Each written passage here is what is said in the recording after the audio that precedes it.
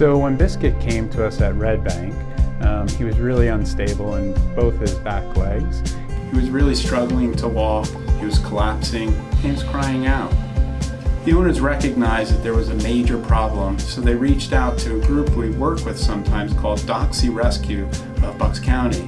They volunteer to help owners with dachshunds that have back problems as well as other medical issues.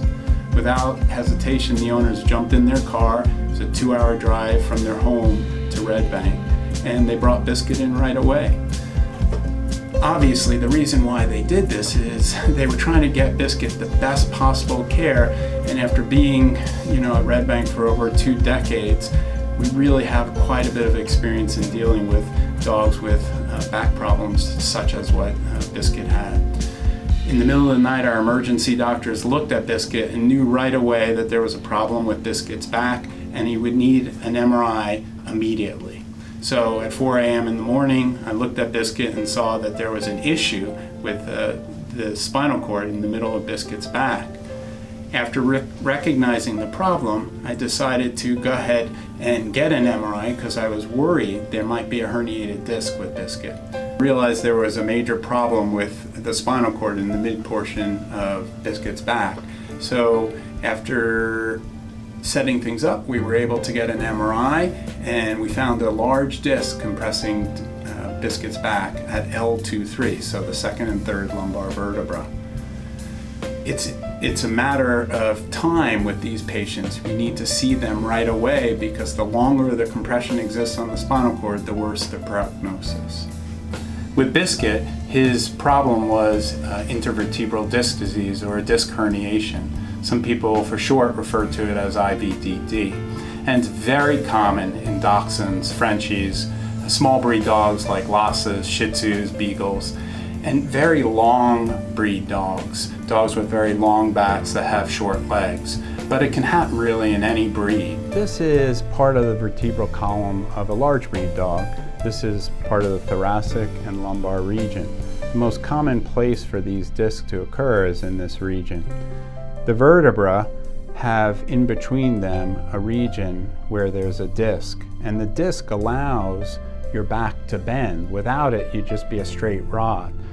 The problem is that's the weak point, mechanically speaking, and so whenever a patient flexes or extends their back, they're more likely to herniate a disc, and this is very true in the small breed dogs. If you think about it, a dog should be a very large animal like a wolf or a coyote, not a tiny little dog like a dachshund or a Frenchie or some small breed.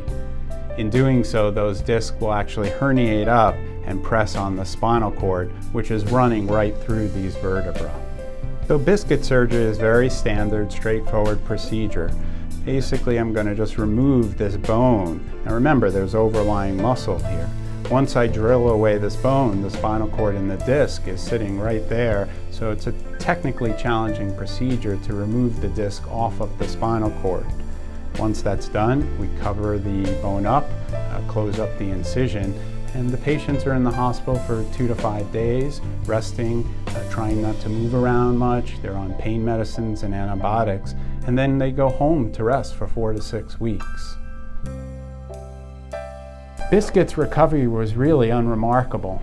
Biscuit was in the hospital for a couple of days after surgery. Sometimes they have to stay for up to 5 days, but within a day or so, Biscuit was back to walking normally. Sometimes he was a little wobbly, but most of that was from the medication he was on that tries to prevent any evidence of pain associated with the surgery. The owners kept him strictly resting during the recovery period, which usually lasts 4 to 6 weeks at home. They keep him in a cage or a pack and play, and they only let him out for short walks. I think one of the important things for Biscuit's recovery is the owners did get a stroller and they would take him for walks outside. Psychologically, that's really helpful for a lot of these dogs to be able to smell their normal neighborhood, see the normal things that they often see, and even get a chance to walk on the grass and smell the neighbors, the other dogs, etc.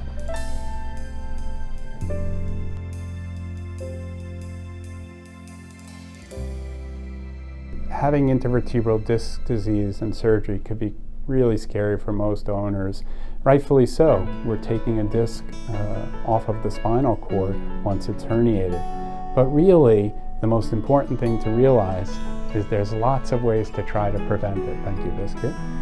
Obviously, when you have a breed like this, you don't want them running up and down stairs, you don't want them jumping off of furniture, and it really can help if you have things like ramps around the house so they're not jumping on and off furniture. The interesting thing about Biscuit is to make sure that he psychologically felt part of the family, the owners actually put some wheels on the bottom of his crates so they were able to move him around the house so he felt part of the entire family.